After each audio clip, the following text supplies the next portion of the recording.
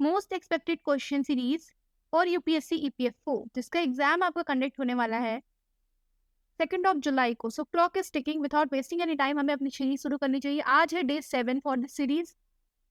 Already 6 question set हो चुके हैं। आपको प्लेलिस्ट में सारे वीडियोस मिल जाएंगे। I will tag that in description of this video और ऑल्सो पिन कमेंट में।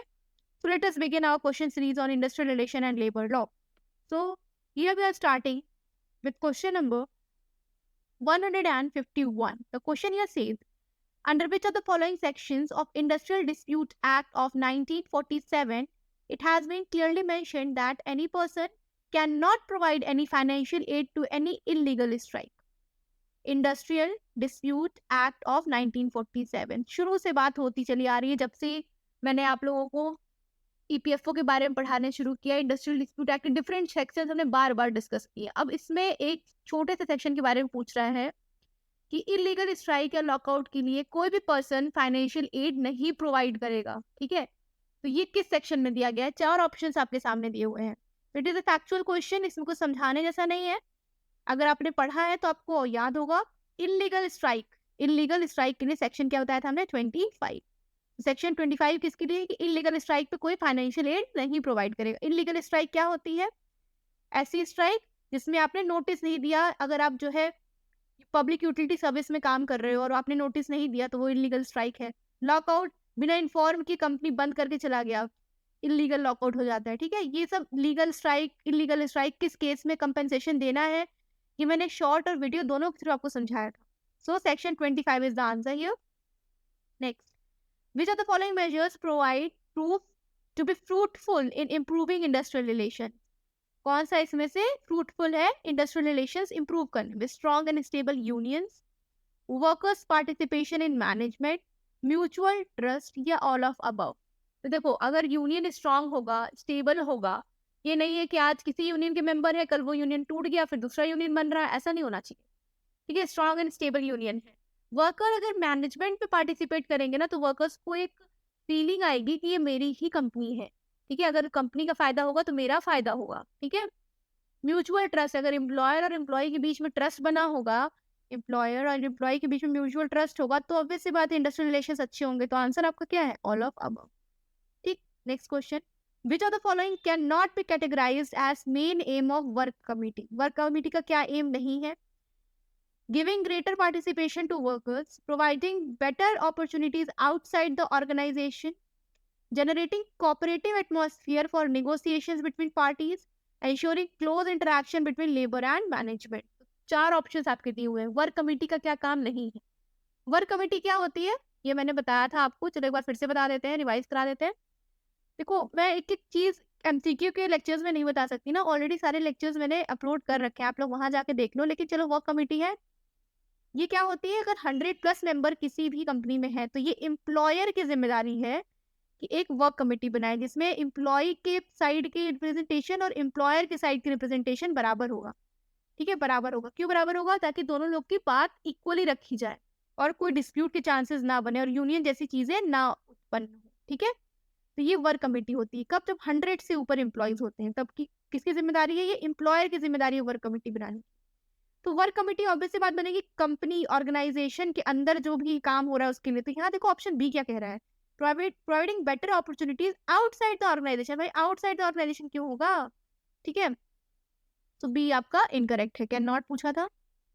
Next, which of the following does not come under 3-tier adjudication machinery framed under Industrial Dispute Act of 1947? कौन सा इसमें 3-tier नहीं है under industrial dispute act? Labour court, works committee, industrial tribunal, national tribunal. अभी मैंने बताया आपको पिछले क्वेश्चन में, आपका आंसर सामने दिख रहा है। 3-tier मतलब 3 टायर होने चाहिए, 3 लोग मिलके काम करें। ठीक है, जैसे कि हमारा इंडस्ट्रियल रिलेशंस किसके किसके बीच का होता है? ये एम्प्लॉयर, एम्प्लॉय और गवर्नमेंट। 3-tier दिख रहा है आपको? तो यहाँ पे कौन सी ऐसी है जिसमें 3 टायर नहीं है? ये वर्क कमिटी। वर्क कमिटी खाली एम्प्लॉयर और एम्प्लॉय होता है, राइट? तो ये आपका 3 टायर नहीं, आपका बाई पार्टाइट बोल सकते हैं या 2-टायर सिस्टम है ये। ठीक है, next, in which of the following ways the basic parties to an industrial dispute can settle their dispute without state intervention? बिना स्टेट को इंटरवीन किए जो दो पार्टीज है, एम्प्लॉयर साइड की, एम्प्लॉय साइड की, मैनेजमेंट साइड की, वो आपस में ही मध्यस्थता कर लेती है, वो कौन से तरीके हैं? Collective bargaining, voluntary arbitration, both या नन? चलो बताओ इसका आंसर। 155। तो अगर दो पार्टीज आपस में बातचीत करके काम कर लें तो कितना अच्छा होगा, कोई स्टेट को इंटरवीन करने की जरूरत ही नहीं होगी। कलेक्टिव बार्गेनिंग, सब मिलके जो है बार्गेन करें, जितने एम्प्लॉयज हैं, ठीक है, कलेक्टिव बार्गेनिंग करें। दूसरा आपका है वॉलंटरी आर्बिट्रेशन, मतलब कोई थर्ड पर्सन वॉलंटरीली बीच में आए और कहे कि भाई एम्प्लॉय इधर बैठो, एम्प्लॉयर आप इधर बैठो, हम आपका बात करते हैं, आप मुझे बताओ क्या प्रॉब्लम है, आप मुझे बताओ क्या प्रॉब्लम है, फिर मैं आप दोनों लोगों को, ठीक है, जो भी डिसीजन होगा मेरे अकॉर्डिंग मैं आपको बता दूंगा। वॉलंटरी आर्बिट्रेशन, तो both A and B are the right answer here, ठीक है। कलेक्टिव बार्गेनिंग यूनियन के थ्रू होती है। By which of the following methods workers participation can take place in management? मैंने बताया ना कि वर्कर्स मैनेजमेंट में क्यों काम करनी चाहिए, तो वही कौन सा मेथड है कि वर्कर्स को मैनेजमेंट पे पहुंचाया जाए, या वो डेस्क जॉब तो कर ही रहा है, साथ ही साथ वो मैनेजमेंट का भी पार्ट है। स्टाफ और work council, board level participation, joint council and committees, या फिर ऑल ऑफ अबव? चलो try to answer this question number 156। Staff और वर्क काउंसिल, अगर वो मेंबर है स्टाफ काउंसिल का, वो ऑब्वियस सी बात है मैनेजमेंट का पार्ट है। बोर्ड लेवल की मीटिंग्स में अगर वो पार्टिसिपेट कर रहा है, बोर्ड लेवल में उसकी पार्टिसिपेशन है, तो वो मैनेजमेंट का ही पार्ट है। ज्वाइंट काउंसिल और कमिटी का पार्ट है तो भी मैनेजमेंट का पार्ट है, तो इसका आंसर क्या हो जाएगा? All of above. ठीक है, क्वेश्चंस आर वेरी सिंपल, बस आपको ध्यान से पढ़ने की जरूरत है। Who of the following is not associated with the concept of industrial relation system? इसमें से कौन सा ऐसा व्यक्ति है जो इंडस्ट्रियल रिलेशन सिस्टम के कॉन्सेप्ट से जुड़ा हुआ नहीं है? Frederick Taylor, R A Lester, Dale Yoder, professor Dunlop. चलो प्रोफेसर डनलॉप की तो हमने पूरी पूरी थ्योरी पढ़ी है, ठीक है। डेल योडर पे भी एक एमसीक्यू में क्वेश्चन हम लोगों ने देखा था। फ्रेडरिक टेलर और आर ए लेस्टर, अगर फ्रेडरिक टेलर के बारे में आपको थोड़ी सी जानकारी दे दें, ये हैं आपके जुड़े हुए किससे? साइंटिफिक मैनेजमेंट मूवमेंट से जुड़े हैं। क्या? Scientific management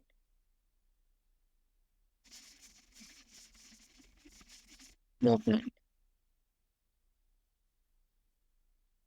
scientific management movement से कौन जुड़ा हुआ है? Frederick Taylor. क्या करता है ये स्टडी करते हैं आपकी इस प्रोसेस को, साइंटिफिकली स्टडी करते हैं, मैनेजमेंट प्रोसेस को साइंटिफिक वे में स्टडी करते हैं, ठीक है। तो ऑब्वियस सी बात है आपका Frederick Taylor is the answer, जो कि नहीं जुड़े हुए हैं किससे? इंडस्ट्रियल रिलेशन सिस्टम से, ठीक है। Next, who of the following define industrial relations as interrelation between among workers, managers and government? किसने कहा था कि ये वर्कर्स, मैनेजर्स और गवर्नमेंट के बीच की रिलेशन है? क्या इंडस्ट्रियल रिलेशन किसने डिफाइन किया था? ये हमने पढ़ा था उनकी थ्योरी में, जब हम डिफरेंट टाइप्स ऑफ थ्योरीज पढ़ रहे थे आईआर की, गांधी जी की ट्रस्टीशिप थ्योरी से लेकर डनलॉप की थ्योरी तक हमने सारी थ्योरीज देखी थी, तो आंसर इज देयर, ठीक है, it is professor Dunlop. Option B is the right answer. इन्होंने कहा था कि जो इंडस्ट्रियल रिलेशन है वो तीन लोग के बीच में होता है। कौन कौन? Workers, management and government. Management आपका एम्प्लॉयज का प्रदर्शन करते हैं, मतलब एम्प्लॉयज की साइड को मैनेजमेंट रिप्रेजेंट करती है। Industrial relation cover the following areas: collective bargaining, labours legislation, industrial relation, training, all of above. 159। Industrial relation में क्या है? वो सभी चीज आएगी जो एम्प्लॉयर और एम्प्लॉय के बीच में है, तो कलेक्टिव बार्गेनिंग भी है, लेबर लेजिस्लेशन भी है, इंडस्ट्रियल रिलेशन ट्रेनिंग भी है, तो all of above is the answer, ठीक है। वैसे आप लोगों का पैटर्न बन रहा है कि जितने ऑल ऑफ अबव वाले आ रहे हैं सब में all of above he answer हो जा रहा है। ऐसा मत करना कि एग्जाम में ऑल ऑफ अबव लगा चले आए कोई भी क्वेश्चन आए तो। A course on industrial relation in its MBA program was firstly introduced by। Industrial relation MBA programme में सबसे पहले इंडिया में कब इंट्रोड्यूस, कहाँ पे इंट्रोड्यूस हुआ? IIM Indore, XLRI Jamshedpur, MDI Gurgaon, IIM Bangalore, ठीक है। अगर आपको इसका फुल फॉर्म्स पता है तो यू कैन इजिली आंसर। वैसे चलो ट्राई करो। MBA कोर्स में पहली बार इंडस्ट्रियल रिलेशंस किस कॉलेज में इंट्रोड्यूस हुआ? So your answer here is XLRI Jamshedpur. जी हाँ, ये वही जमशेदपुर है जिसको हम क्या बोलते हैं? स्टील सिटी, ठीक है, स्टील सिटी, ठीक है। अब इसका फुल फॉर्म क्या है XLRI का? XLRI का फुल फॉर्म क्या है, ये बहुत इंपॉर्टेंट क्वेश्चन है आपका। जेवियर, एल से क्या होने वाला है आपका, एल से लेबर। वही कहते हैं ना, फुल फॉर्म पता होता अगर आपको तो आप लोग थोड़ा तुक्का मारते। ठीक है, Xavier labour relation institute, relation institute, बहुत पुरानी इंस्टीट्यूट है ये। ठीक है, कब स्टैब्लिश हुई थी, स्टैब्लिश्ड इन 1914। ये भी कह सकता है कि the first institute where industrial relations were introduced in the MBA program was established when? It was established in 1949. ठीक है, next. Three-tier framework of industrial relations was proposed by whom? Three-tier framework किसने propose किया था? Kochan T et al, Richardson JH, Clark Kerr या Dunlop? Three tier framework किसने introduce किया था? ठीक है, ये एट ऑल क्यों लिखा है हमने, पता है इसका रीजन? अच्छा, हम लोग लिखते हैं ना, which are the fruits do you like, apple, banana, pineapple etcetera. हम लोग क्या यूज करते हैं, एटसेट्रा। तो ये जो ETC है ना, वो यूज करते हैं हम लोग नॉन लिविंग थिंग्स के लिए। जब लिविंग थिंग्स की बात होती है तो एट ऑल यूज करते हैं, मतलब कोचन, TA और भी कई लोग। तो थ्री टायर फ्रेमवर्क किसने इंट्रोड्यूस किया था आपका, it was answer option A. इनके अलावा कौन कौन था, लैंसबरी जी थे, मैकडफी थे। ठीक है, लैंसबरी,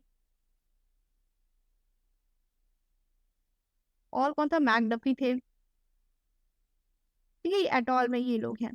ठीक, A system of industrial relation where social and labor issues are discussed between trade unions and management at enterprises level is bipartisan, tripartisan, social dialogue, none of above.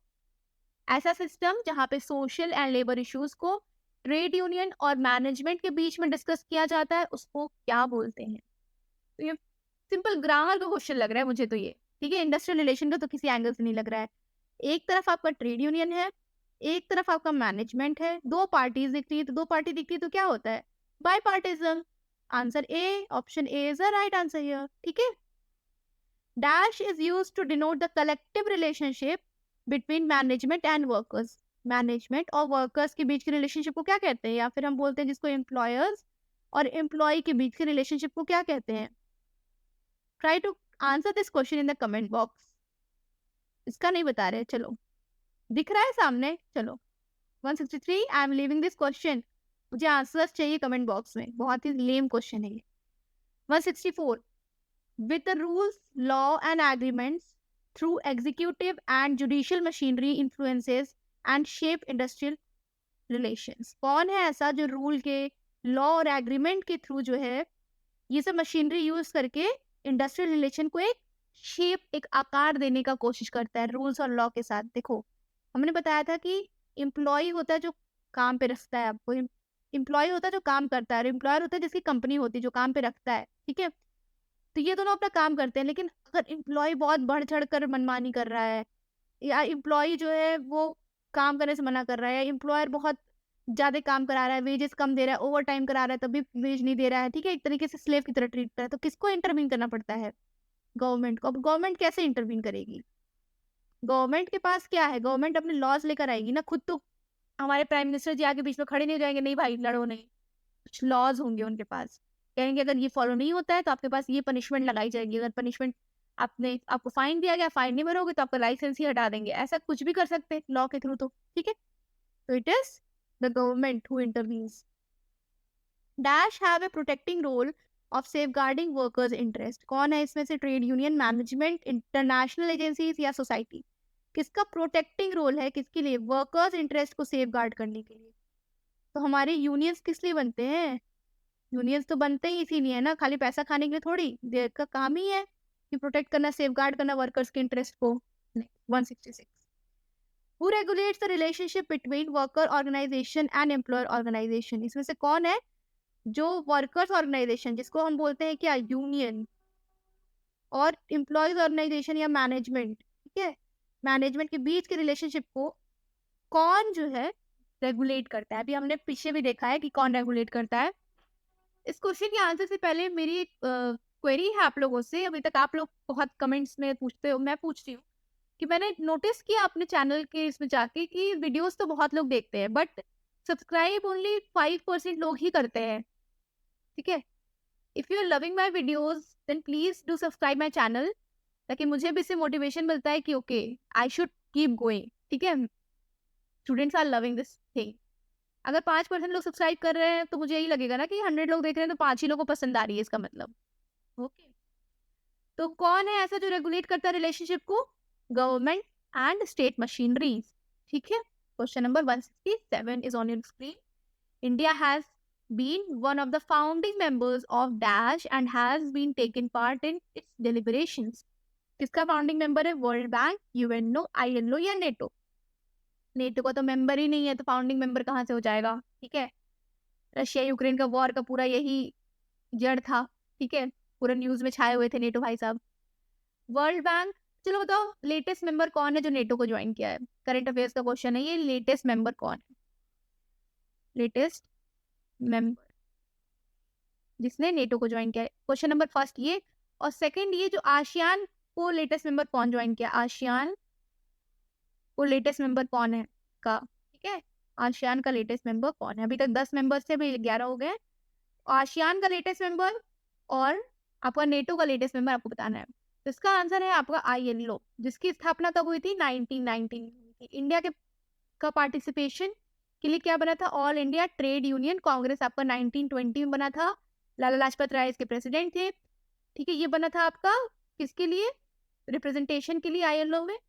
और आईएलओ बनाया किसके द्वारा था? आपका league of Nations, league of Nations, और आपका Paris conference, इन दोनों के थ्रू आपका बना था क्या? ILO. Dash has been the highest level of democracy in industrial relation management and privilege of employees. Highest level of democracy, सबसे ऊपर क्या होता है बताओ? Board level participation, participation in work, participation in solving problem, या none of above? ये जो मैंने बताया ना पीछे आईएलओ के बारे में, ये मैंने ऑलरेडी लेक्चर में कवर अप किया है। इस लेक्चर का हेडिंग ऐसे है कि आईएलओ और नेशनल कमीशन ऑन लेबर, एक वीडियो में दोनों चीजें कवर की गई है। ठीक है, वहां आप देख सकते हैं उसको, और भी चीजें आईएलओ के बारे में बताई है। तो सबसे हाईएस्ट लेवल ऑफ डेमोक्रेसी क्या है आपकी इंडस्ट्रियल रिलेशन मैनेजमेंट पे? भाई बोर्ड लेवल मीटिंग्स ही तो होती है जो सबसे हाईएस्ट लेवल होती है। ठीक है, 169 dash involves making the workers shareholders of the company by inducing them to buy equity shares. By यहाँ पे रिपीट हो गया। कौन सा ऐसा तरीका है जिसमें वर्कर्स को, ठीक है, वर्कर्स को शेयर होल्डर्स बना देते कंपनी का, इक्विटी शेयर्स खरीदवा देते हैं वर्कर्स के थ्रू। ठीक है, तो कौन सा तरीका है ये? इट इज द चार ऑप्शन है: participation through ownership, participation in management, board level participation, या नन ऑफ अबव।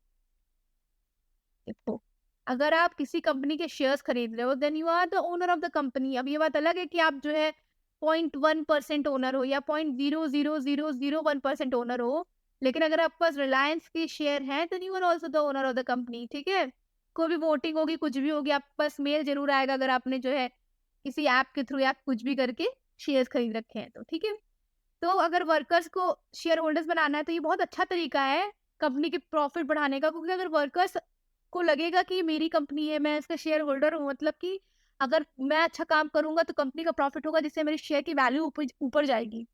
तो ये है आपका पार्टिसिपेशन थ्रू ओनरशिप का ही तरीका है। ठीक है, 169 का option is the right answer. Next, dash are the bodies in which representation is entirely of employees. Employees का ही केवल रिप्रेजेंटेशन होता है, इसमें से कौन सी ऐसी बॉडी है? Staff and work council, management committee, mentors and counsellors, none of above. चार ऑप्शंस दिए हैं आपके सामने। ठीक है, तो मैनेजमेंट कमिटी में कैसे हो सकते हैं केवल वर्कर्स? ऑब्वियस सी बात है, मैनेजमेंट है। मेंटोर एंड काउंसलर्स, इसमें भी वर्कर्स नहीं दिख रहे। स्टाफ एंड वर्क काउंसिल ऐसे बॉडी है जिसमें केवल एम्प्लॉयज का रिप्रेजेंटेशन होता है। ठीक है, नेक्स्ट क्वेश्चन पे बढ़े। Dash brings both the parties together and develops appropriate mutual understanding and brings about the mature relationship. कौन सी ऐसी चीज है जो दोनों पार्टीज को साथ मिलाती है और एक मैच्योर रिलेशनशिप की स्थापना करती है? Workers participation in management, harmony in cooperation, following social norms and values, none of above. Question number 171। दोनों पार्टीज को साथ मिलाना मतलब एक तरीके से ना, भले पैसे के मामले में साथ में ना हो, लेकिन कंपनी की ओनरशिप के मामले में साथ हो सकते हैं कि भाई कंपनी आप भी ओन करते हो, मे बी आप 80% शेयर कंपनी को ओन कर रहे हो, मैं 0.1% कर रहा हूँ लेकिन कर रहा हूँ, ठीक है। या फिर आप समझ लो कि बोर्ड मीटिंग हो रही है, कोई फैसले में उसको साथ में लेकर आना, ठीक है, कि भाई कोई डिसीजन चल रहा है उसमें वर्कर्स का भी मत लेना। तो उस तरीके से क्या होता है कि दोनों पार्टी साथ में आती है, म्यूचुअल अंडरस्टैंडिंग डेवलप होती है। तो वो क्या है, जब वो मैनेजमेंट में पार्ट करेंगे ना, तब ये सब होता है, ठीक है। Dash and dash are seen as the methods of addressing the problems of boredom and other associated problems in employees. जब employees बोर हो जाते हैं ना, तो उनकी प्रोडक्टिविटी कम हो जाती है कि जाओ वही पीपीटी बनाओ फिर चले आओ, फिर अगले दिन जाओ पीपीटी बनाओ और चले आओ। तो एक ही काम कोई 365 डेज कैसे करे। हाँ, एक ड्राइविंग फोर्स रहता है पैसा, लेकिन वो ड्राइविंग फोर्स इतना स्ट्रांग है कि आपको खींच आए बाहर। अगर पैसा कम भी है और वर्क अगर आपको इंटरेस्ट का है ना, तो आप आराम से देखोगे। अगर आपको पैसे कम मिले और कहा जाए कि आप मूवी देखो, तो आप 24 घंटे मूवी देखोगे। लेकिन अगर आपको पैसे ज्यादा मिले और छोटा ऐसा कोई काम कह दीजिए कि भाई आपको यही करना है, ठीक है, कि दिन भर आपको खाली स्क्रीन पे जो है सारे कमेंट्स लाइक करने, खाली कमेंट्स लाइक करने का काम दिया गया है खाली, तो इसमें एक टाइम पर इंसान बोर हो जाए क्योंकि इसमें कुछ मिल नहीं रहा, तुमको कुछ मजा नहीं आ रहा, ठीक है, लेकिन मूवी देखने में तो मजा आ रहा है, एंटरटेनमेंट हो रहा है। तो उस बोर्डम को दूर करने के लिए क्या क्या मेथड्स हैं आपके। जॉब एनरिचमेंट और satisfaction, job rotation and enrichment, job satisfaction and relaxation, enlargement and enrichment. देखो सेटिस्फैक्शन कैसे मिलता है, दो तरीका होता है, या तो फिर मनी पावर अच्छी हो या फिर इंटरेस्ट हो उसका, ठीक है। या तो पैसे खूब मिल रहे हो या तो उसका बचपन का सपना हो, तो वो सेटिस्फाई हो जाएगा। मनी तो तब भी कम सेटिस्फाई करेगा, लेकिन अगर उसका इंटरेस्ट है तो सेटिस्फाई हो जाएगा, ठीक है। लेकिन जब बोर्डम, अगर सेटिस्फैक्शन हो गया तो बोर्डम कैसे हटाएंगे। देखो बोर्डम हटता है आपका जॉब एनलार्जमेंट और एनरिचमेंट से, जॉब एनलार्जमेंट और एनरिचमेंट से, ठीक है। एनलार्जमेंट मतलब क्या होता है, जैसे स्कोप बढ़ा देना, काम आपका सेम है लेकिन इसकी एक तरीके से क्या देते हैं, स्कोप बढ़ा देना, रेंज बढ़ा देना, रेंज, इंक्रीज स्कोप और इंक्रीज रेंज ऑफ ड्यूटीज, ठीक है। और एक तरीके से रिस्पॉन्सिबिलिटी अलग अलग लेवल पे दे देना। जैसे अभी आप खाली जाते थे, पीपीटी बनाते थे, चले आते थे। अब आपको कहा गया कि भाई आप 9 घंटे में 5 घंटा पीपीटी बनाओगे, 2 घंटा आप जो नए इंटर्न आए हैं उनको आप ट्रेन करने में बिताओगे, ठीक है, और 2 घंटा आप अपने जूनियर्स का काम चेक करोगे। तो एक तरीके से आपका काम डिवाइड कर दिया गया।